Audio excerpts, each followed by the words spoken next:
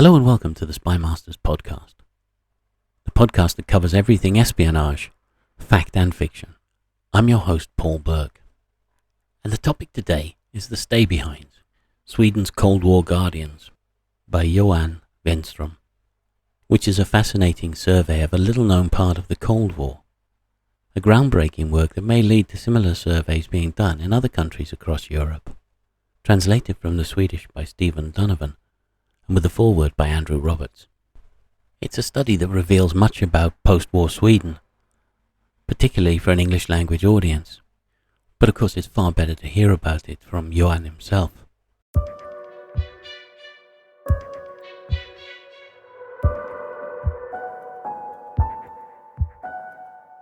Hello and welcome to Spymasters, Johan. Hello, glad to be with you. Yeah, very nice to chat to you. By way of background, I mean, you're a political science researcher. Can you tell us a little bit about the area you work in? I mean, I'm assuming, of course, that it's related to your new book, The Stay-Behinds. Yes, I have a doctorate in political science, and I am a research fellow at the Swedish Defence University. Right. So I've spent the last 4 or 5 years researching the Swedish stay-behind network during the Cold War. Before that, I actually spent 8 years researching education and Right. the downfall of the Swedish education system in the post-war era. So I've changed tracks quite a bit since. I can see you certainly have, haven't you? Tell us a little bit about the Swedish Defence University then, please. Well, it's our equivalent, of Sandhurst Right. or West Point. Mm. It's not the practical arm of officers training, but sort of the education arm of officers training. I teach both cadets and higher officers in everything from essay writing to irregular warfare. Right, that's quite a range. But of course, if you're going to Yes, write reports, you want them to be well written for a start, don't you? yes, indeed, indeed, indeed. I have two things that interest me. One is that you worked with Stephen Donovan as the translator on the book. I think we should always give a shout out for Yes, translators. and he is a masterful translator. I don't know how he does it, but this is the second translation of him that I've read. Right. The first being the Swedish Theory of Love, um, and he's just amazing at translating from Swedish and quite advanced Swedish as well. So I was really honored when he said yes to translating my book, and I'm really happy that his name is on the cover as well, as it should be. Yes, that's very good. Indeed, the other thing, of course, as well, is that you had an introduction from Andrew Roberts. Yes, And I yes, a think, great honor. Andrew is really one of my role models when it comes to not only research, mm, but also sort of how to conduct oneself as an historian and a public intellectual. So really pleased with that. And his forward, I think, is beautiful and really places the Swedish story that I write in a wider Western context, reaching back to the auxiliary units in Britain during the Second World War. And of course, he draws out, I think, the political implications of my book and why it is a timely story. I should also say, going back to the translation, that this is not a direct translation, but mhm. a revised international edition. Um, so the original Swedish edition, which came out last year, um, was very obviously written for a Swedish audience. Right. One of the points of that version was to, extend a kind of gratitude to the stay behind operatives, I see. after the fact, many years after the fact, and also to sort of encourage national sentiment in the Swedish populace.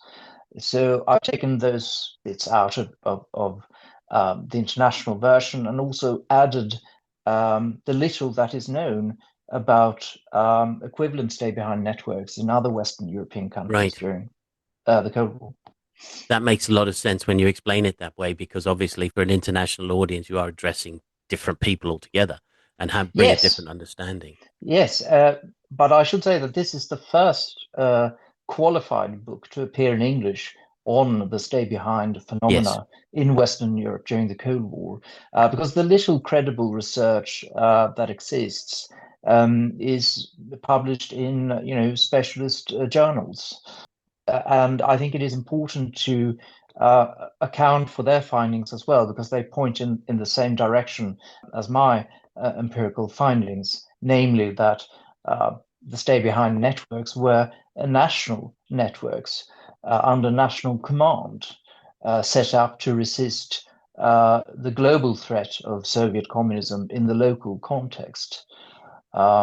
We might get into it, but there's a lot of disinformation surrounding the stay-behind phenomena that I counter in this book. Yeah, we absolutely will get into that. I think picking up a couple of points to start with. One is you mentioned about Andrew Roberts giving this kind of international context to the story, which is very useful at the start. But it is really important, I think, for people to understand that.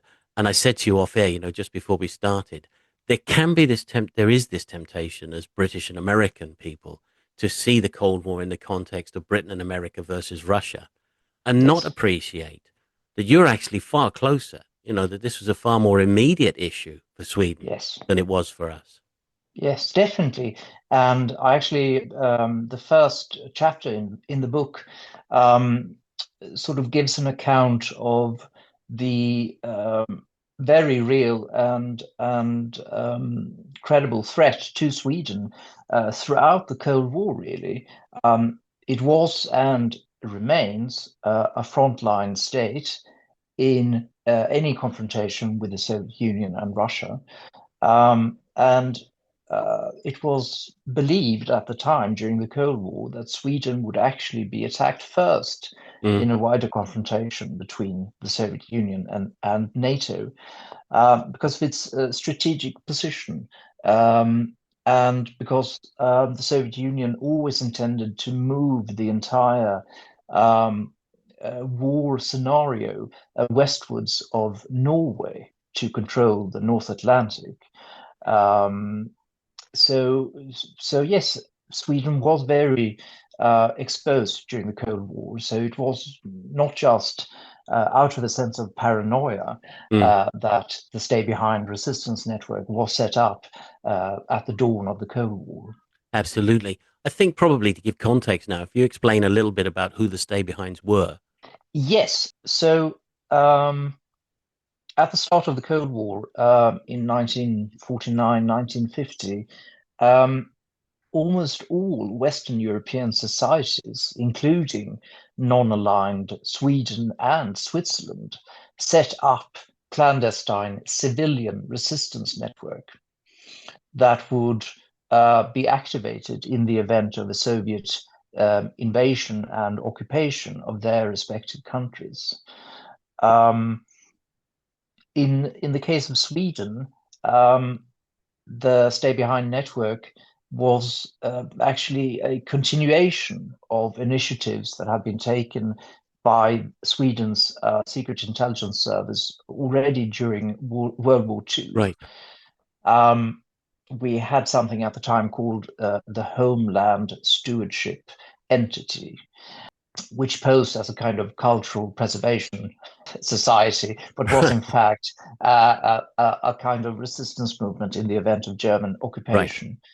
And some of the people who were involved with that during the Second World War, they continued and expanded on this operation after 1949. And the CIA and the MI6 were both involved in the stay behind network, wider stay behind network in Western Europe during the Cold War, but not as, puppet masters. but rather as sort of advisors and coordinating forces. In fact, there was an attempt already in 1951, I think, by the CIA and MI6 to take over the running of the Swedish stay-behind network. But that was flatly refused by the Swedes because they wanted to preserve it as a national defense organization. And the same was true of other European stay-behind networks, including, in fact, the much talked about, dare I say, infamous Gladio network in Italy. Yeah, absolutely. Of course, one of the things is that the CIA and to some extent MI6 were offering was money in order to buy their way into control. Yes, although the Swedish network, and as far as I understand, never accepted money from the Western powers. Only, general advice and radio equipment, batteries to said radio equipment, tax-free cigarettes, I've heard. I was actually fortunate enough to meet someone who had been a MI6 liaison with the Swedish network. And he said that he basically, supplied radio batteries and cartons of tax-free cigarettes. But of course, there was a wider contingency planning in the event of invasion. There would be a Swedish exile government established somewhere in the south of England, together with the leadership of the Swedish Stay-Behind organization, to continue the struggle for Swedish independence from the UK. Right, that gives us a context there, and I think I want to dig into some of those issues. I just wonder if you could explain perhaps a little bit about the auxiliaries. You're talking about the British experience and so on, and the Second World War and how that sort of led to this in a way. Well, that is more Andrew Roberts' brief than my own. Right. Yes, of course. So not directly related to the stay-behinds, but a sort of a model that maybe they were familiar with. I have to admit that I wasn't very familiar with the auxiliary units when I read Andrew's foreword. But I think in summary, it's fair to say that this was sort of the original stay-behind structure invented by the British during the Second World War in the event of a German occupation. Of course, that coexisted with the Swedish Homeland Stewardship entity that I was just talking about. So maybe we were actually the original inventors of this kind of structure. It's interesting to note anyway. But in brief, one can say that these kinds of structures in Britain are originally known as the auxiliary units. Right. And there have been, and there were equivalents already during the Second World War in other countries. I mention it in one context because to think about it in a British context, we know about the Home Army, the blokes who were supposed to stand up and fight. But even in Britain, there's very, very little said about those covert units where you would have had small little units working away in a cave and doing that resistance kind of work. So it wasn't very well known. And of course, one of the aspects of your story about the stay-behind is how this is a real secret over many decades. Yes, it was, yes. Not any longer. But yes, it was perhaps the most, secret contingency planning that we had, because it would have sprung into action after an occupation. And it was based solely on, a network of ordinary citizens, not military personnel or special forces at all, but rather, factory workers, farmers, gamekeepers, small businessmen, lower civil servants, insurance executives.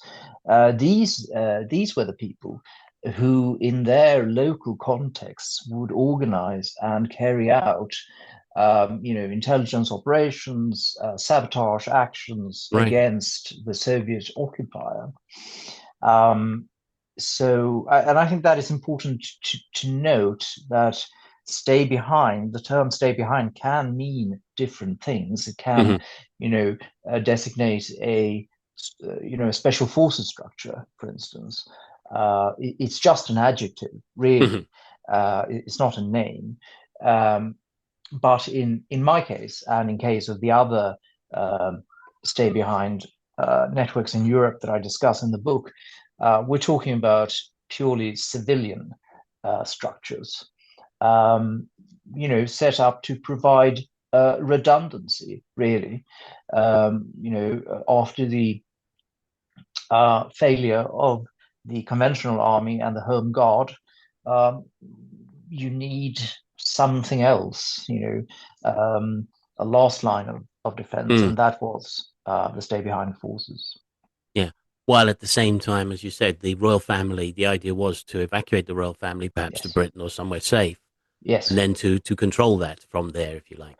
yes, and that was actually very important because that element of control, Mm. because the Swedish stay behind network was extremely conscious of international law and the importance of following international Right, law, right. which would, of course, offer them some measure of protection. Um, and of course, a resistance organization is protected under international law if it has, among other things, a clear chain of command, and an order-based structure. So that's why it was so important to establish and maintain contact between the exile leadership and the remaining stay behind forces in Sweden through the kind of radio equipment that MI6 supplied. Absolutely. Going back and just looking at some of the context of this, issues, for instance, like Russian aggression, which happened across the 1920s, the 1930s. If we come to the Second World War, Russia invaded Finland under a Yes, pretext. yes, So all of that is in the mentality of the region, isn't it? That Russia, we yes, know that Russia is expansionist. yes, yes, definitely. And in the direct aftermath of World War II, there was in the first few years a sense of a kind of conciliatory attitude towards the Soviet Union, and towards Uncle Joe, Right. both in America and Britain, in fact, and also in Sweden. But from 1947 and onwards, it became quite clear, and of course it had been clear before that with the annexation of the Baltic countries, but it became clear to everyone after the stolen elections in Poland in 47 and the Prague coup in 48 Mm. and the sort of co-optation of Finland into a security pact with the Soviet Union, that the aim of Stalinism was to expand globally. And of course, Sweden and the Swedish decision makers at the time were extremely fearful of a Soviet occupation, also because of the fact that we had a very active communist party, Right. domestic communist party, that was prepared to act as a quisling government in the event of an occupation. So it was just really a sense of, it was really a product of pragmatism and realism, this stay behind network. Um, and, it might sound counterintuitive to some Mm. listeners because uh, Sweden has, to some extent still has this reputation of being a non-aligned, vaguely pacifist, vaguely left-wing Yes. country that couldn't really take sides in the Cold War, but that was actually just a front.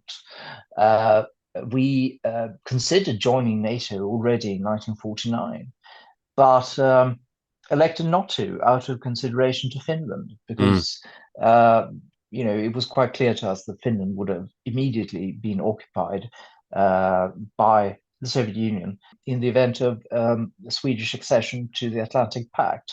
So, Right. out of solidarity with Finland, we instead opted for a clandestine cooperation with the NATO powers from 1949 and onwards. And we, I think, quite cleverly and pragmatically sort of projected this image of a third way country, in order to protect our real foreign and security policy, and which was fiercely nationalist and fiercely, Western aligned. And I think you should look upon the stay behind phenomenon in Sweden in that context as well. Absolutely, we should, because I think you're right. I mean, speaking from a British context, and I admit my knowledge is limited, very, very limited. So, I'm no expert at all by any means. But we have this kind of image of Sweden as a sort of leftist. And I think it relates to social housing and social policies, and an advance Yes. in education and ideas that we associate sort of with the left. So we see this. And then you have a social democrat government that comes in 46. And we see that as a very sort of positive and liberal, let's say then, kind of government. So we have that view, I think, of Sweden outside of Sweden, if you like. But then you have the And we should note, of course, that the Stay Behind network and this very, I think, clever security policy in general were products of social democratic governments. right, It was always the social democrats who wanted to, keep our place in the Western community a secret, whereas sort of centre-right parties wanted to talk more openly about this. right.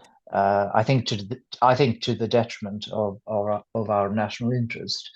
But so, yeah, so my point is that the Social Democrats, they've always been these very sort of strategic thinkers. In fact, that's an underrated feature of Swedish social democracy. No, that is fascinating. Tell us a little bit about Tage Erlander, then, the Prime Minister. So I've Uh, probably abused the man's name terribly there, but yes, you did. In fact, please tell Tage Erlander. Tage Erlander. Yes, that's much better. Yes, and he became prime minister in 46 by accident, actually, and he went on to become the longest serving prime minister in Swedish history. He was prime minister between 46 and 69, and he's posthumously famous for being, the chief architect of Sweden's welfare state and a Right. kind of uh, humble, almost comical person, who you would imagine was far removed from any intelligence work. But during the Second World War already, he was a big intelligence guy who was in fact in charge of Sweden's clandestine support to Swedish and Danish and Norwegian resistance movements. And after becoming prime minister, became one of the prime ministers who were most interested in intelligence work. So it's not surprising to me that he was the one who founded the Swedish Stay Behind network in 1949. And he did this initially by issuing a number of letters of authorization written on the prime minister's official letterhead, Right. which was, of course, not legal, strictly speaking. No. But it was something, and he believed quite rightly, I think, that Sweden didn't really have time to sit around and wait for some public inquiry to conclude a report about the need to establish a Stay Behind network. So for the first 6 years of its existence, it existed in a kind of constitutional limbo, but was fully legalized in 1955. That is one of the main sort of scoops of my research, that I Yes. found the secret government decision of 1955 to fully legalize this movement. Which is very interesting, of course, because you still at the same time have to keep this secret. And it's very Yes, difficult legalizing something where you can't actually go to Parliament and actually put it through as a bill, if you like. definitely, definitely. And so the decision itself is quite opaquely worded, Right. but it's clear that it's about legalizing the resistance movement and also auditing its public funds. In fact, in good Swedish bureaucratic tradition. So it was legal, in a kind of double sense, not only through this national government decision, but also through the fact that it strictly adhered to international law. There's this perception of stay behind movements in Sweden and elsewhere that they were some kind of illegal deep state entity outside of democratic control, but that's really disinformation, I would say. Yeah, no, I think you've made the point very clearly that one of the important points to them here was making sure that it had this legal structure so that Yes, it would be indeed. a valid resistance should Yes, something indeed. actually crop up. How Indeed. did it actually develop then from there, from those four letters in the first place, from the prime minister into something where you've got people joining and becoming part of these structures? Yes. These letters, they really established a governing board for the organization, which was very small, originally 5 or 6 people.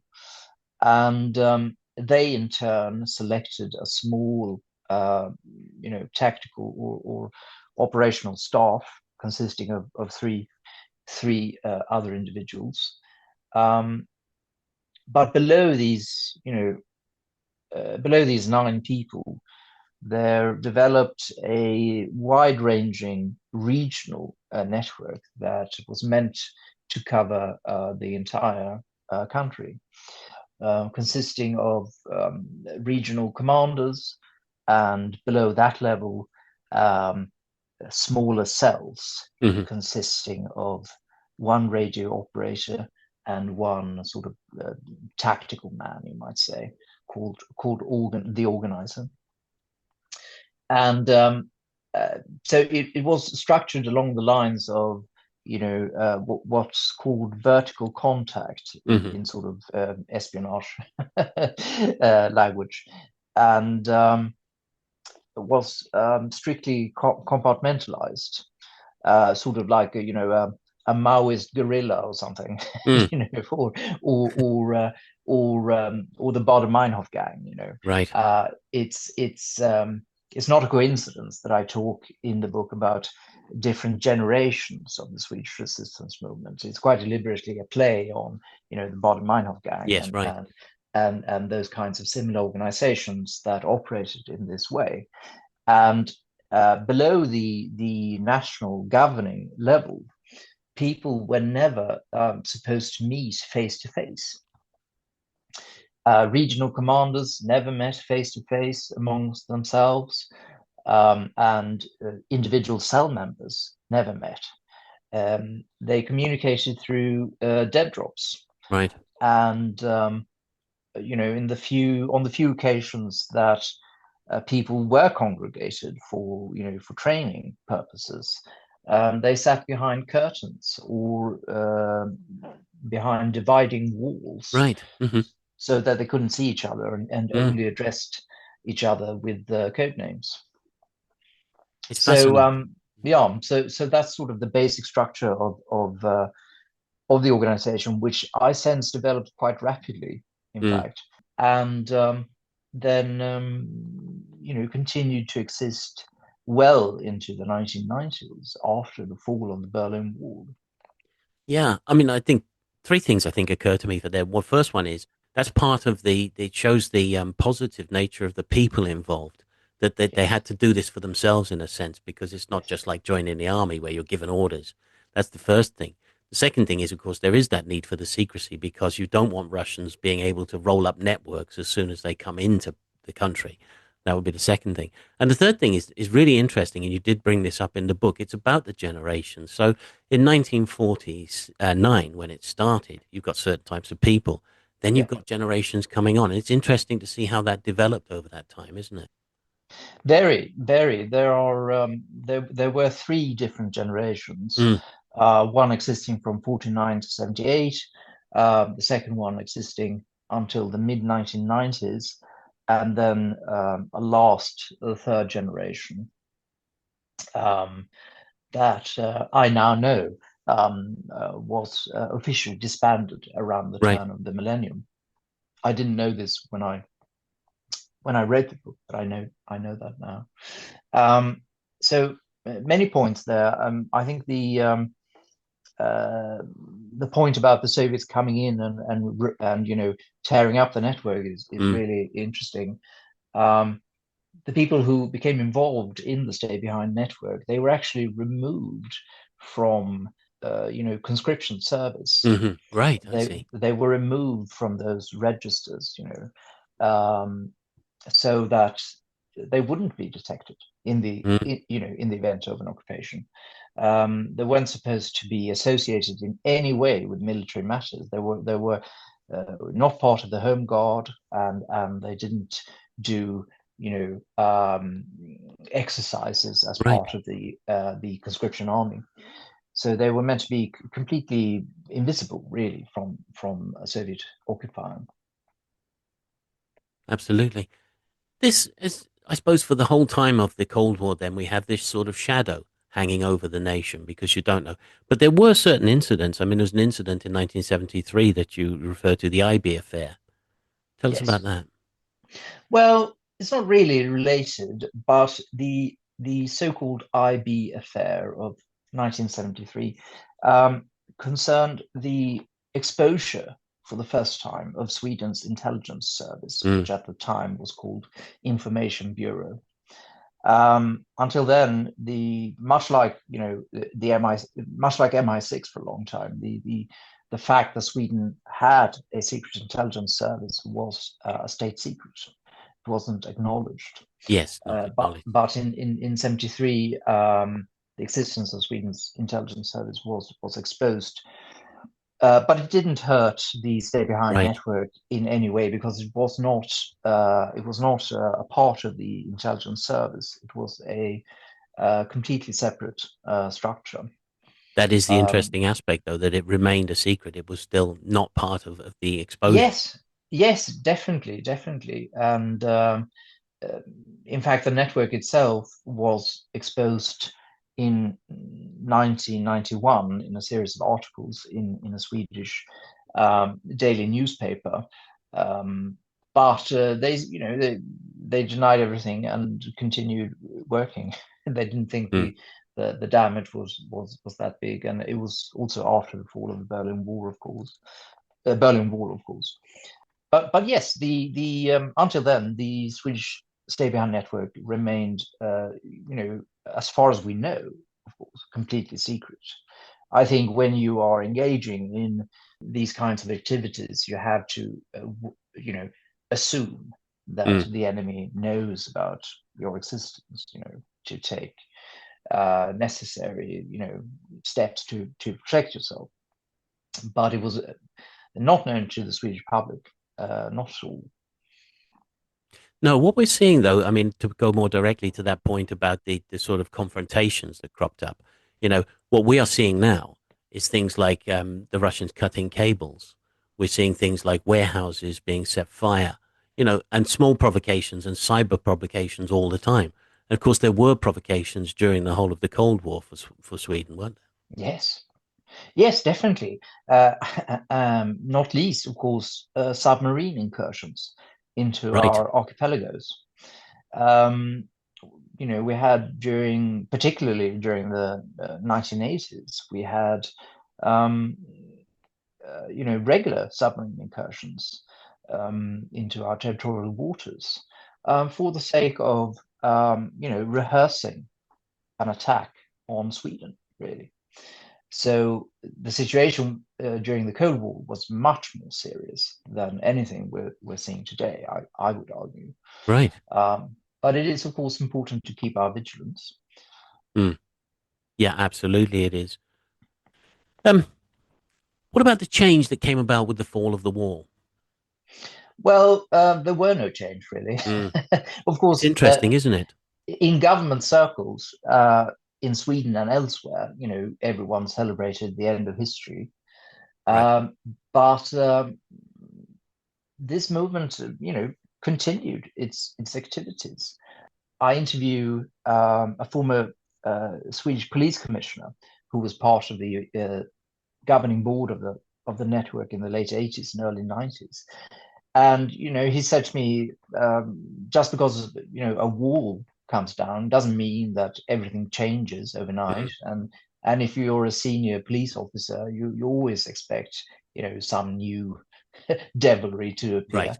Right. And that was I think the sentiment in the entire organization. And of course they were right. They were We right we because there was a uh, laxness, certainly much more publicly, certainly in America and Britain, for sort of assuming that the Cold War had ended, as if Definitely. somehow we were in a better world. And of course, now Yes, we're in a definitely. situation where we see we are essentially in a reheated Cold War, if you like. Yes, we're in Cold War Two, as Mm, as Neil Ferguson, says. I think that's the right label for our times. mm. You So then indicated, that is of course a major reason for writing this book. right, of That course, yes, that's what I wanted to get this to. Mm. yeah, I mean it can potentially be useful today as well. I see it, you know, I see this book not only as history, but applied history that can support decision making today. Yes, because of course Sweden's relationship to NATO has changed recently too. Yes, quite. We have abandoned 200 years of non-alignment in favor of NATO membership. And I do discuss that in the book. You do. And the sort of reservations that I have, I think that Sweden would do well to take a page from the Stay Behind organization during the Cold War, which retained, a kind of strategic distance Mm. to the Western powers and NATO, and didn't and wholly rejected, ownership of Sweden and the Stay Behind organization. And I fear that Sweden is or has entered NATO with the same kind of, self-sacrificing fanaticism with which we entered the European Union in the Right. mid 90s, always pushing the interests of other states ahead of our own. And of course, that is a lesson, I think, for all NATO members, really, including Britain, Yeah, that absolutely. NATO is a means to an end, and not an end in itself. I sort of fear the development of NATO into a kind of EU-like supranational structure. I do see what you mean. I also see the idea, but with NATO, one of the problems with the American involvement in a lot of issues was that they wanted to take over. And you Yes, don't want those networks within your own country to be controlled by an exterior force, even if they are potentially doing the right thing. exactly, and that is why those initiatives by the Americans were rejected, not only in Sweden but also in, for instance, Italy. Hmm. Um, and of course, the US was and remains, an ally, officially or not. And it was important to have the backing and support of both CIA and MI6. But it was equally important to retain national control of these organizations, not least in order to protect their legitimacy, in the event of a war and occupation. Uh, of course, foreign controlled resistance networks have little to none popular legitimacy, I would No, say. absolutely. And I think it's something that we're more concerned with now in mainland Europe and in Britain with our relationship with the United States of America in, let's say, what is a more confusing and complicated time. Yes, So, definitely, definitely, which I think illustrates, this point perfectly. That we can, at the end of the day, you have to retain national self-sufficiency, mhm, really, and a capacity to defend yourself. And of course, in the hope that allies will be there. Yes. But you also have to plan for a worst case scenario, like the stay behinds did. When you talked at the start, we did mention how the book was different in Sweden to the international edition because you're Yes. addressing a different market. How's it gone down with Swedish people? I'm interested in how to find. It's an odd thing to have these gaps in your history in a sense where you don't know about your past, and it's a very Yes. recent past, so it involves people's fathers and grandfathers and things like Yes. that. How did it go down when people actually understood this part of the history of Sweden?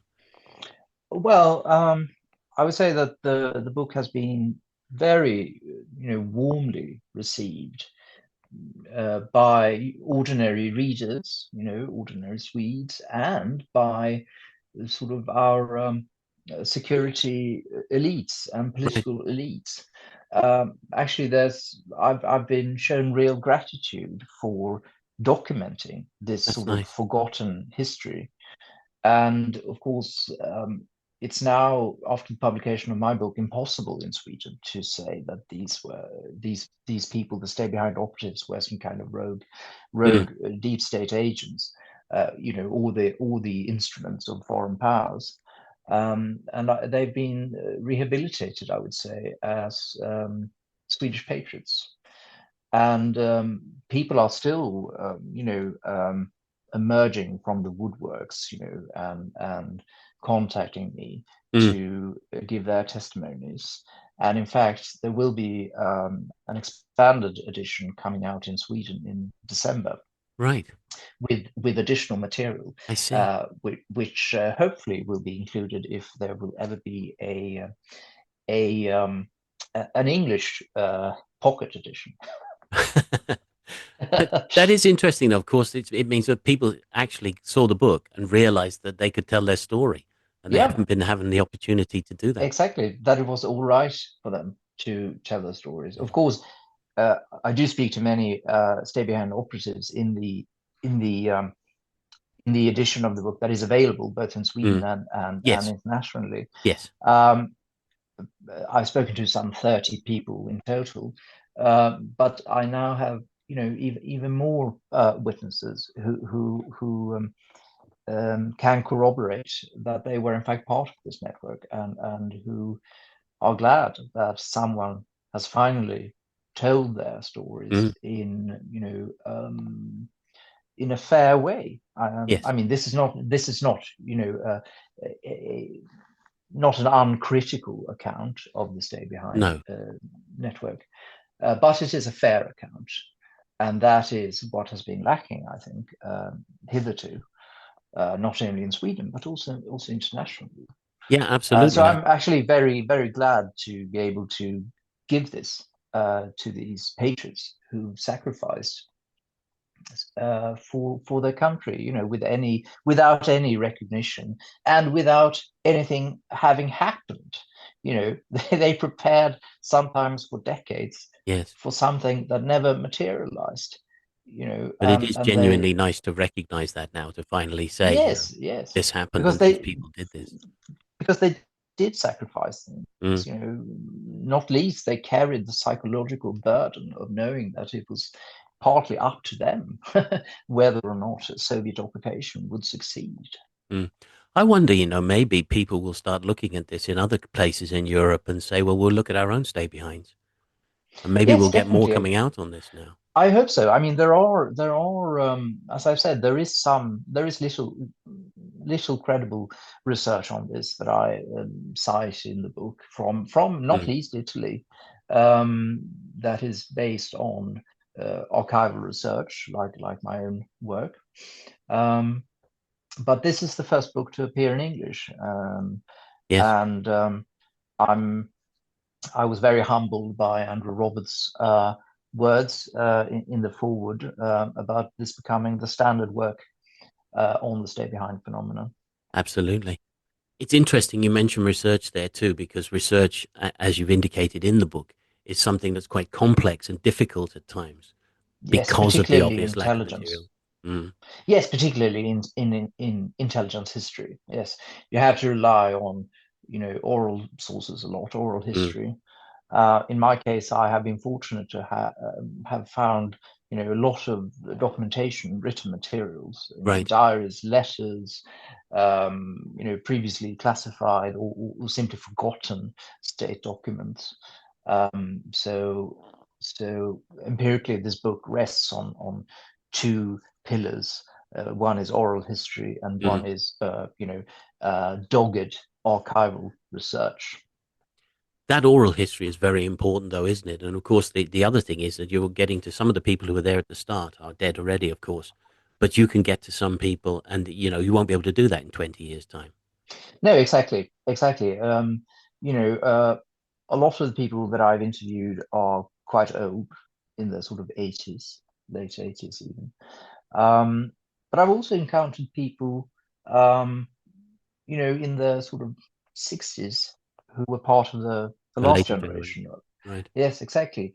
And, who actually could have been useful still today, Um, so so it varies, but of course, most witnesses are of course very, very old, and um, one of them unfortunately died only months after I had That's sad found him and interviewed him for the book. Um, so it was sort of the last chance to to tell do his this, story. I think. Mm. I think so, definitely. Yes, and the stories of other people as well, definitely. How long were you working on the book? I was working on the book for, well, it came out last year, in 2025, and I started doing the research in sort of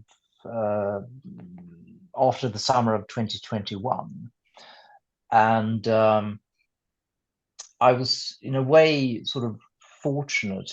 I mean, I don't want to say that I was fortunate because of the outbreak of the I do Ukraine war, understand. but Mm. it did change sort of the possibilities for me to approach people and get them to talk, because they found that it might actually be important that this history is documented. And so I spent about 2 years doing archival research, and also interviewing people. It takes a long time to Mm. interview people. Even you have to come back sometimes to the same source, Right. and win their confidence over time. Um, I was very proud, actually, when a former intelligence officer said to me after the conclusion of our interview that, you would have made a great interrogator. um, That should go on and the cover of the book. yes, and then I did interview one elite source, one sort of grass top source, Right. a former member of the resistance organization in sort of high command of the organization, who said to me, a little bit irritated that, well, I can't really answer your questions because you seem to know more about this than I do. And at that point, I thought it was time to start, writing Really up writing the it up. book. Yes, yes, exactly. Well, it's a really But enjoyable. it's still it's ongoing research, as I said. I've just now finished the expanded Swedish edition. I really enjoyed it, as well as the fact that it's a fascinating insight into Sweden. It's brilliant from Thank that you. point of view. I know you have. Yes, I'm glad you say that, because that's I write in the book that I'm attempting to write a total history, as it's called, of the Swedish Right. resistance network, and that, of course, includes giving a picture of Sweden during the Cold War, as a society, and as well. So it is really a book about Sweden too. Yes, absolutely. Be fascinating to see that. So you're working on that now, are you? Well, I'm just now I've just now finished that expanded version Yes, of right. which hopefully, if hopefully if enough people find the book internationally, will appear in English at some point. But I'm really proud of the international version as it stands, and I hope it will, reach a lot of people, not necessarily only those who are interested in intelligence history or military matters. I've actually been surprised by the number of, you know, ordinary general readers finding the book in Sweden, including many women and young people as well. Oh, that's fascinating. That's really good. Yes, absolutely. Yes. Johan, I've really enjoyed that. Thank you very much. Thank you. Well, that was an absolutely fascinating chat. It's really not just so much that I learned so much about Sweden and about the situation with the stay-behinds, but that this book actually puts that history out there for the whole population of Sweden to understand better their own recent past, and that is absolutely fascinating. If you are interested in buying the stay-behinds, you can get it at all good book outlets. If you want to get it from us, you can click the link on the program notes and you can get it there. If you've enjoyed the show, please rate and subscribe with your favourite podcast provider, because that really does help us to bring you these interviews. And I'll be back with another interview very shortly. But for now, bye, and thank you very much for listening.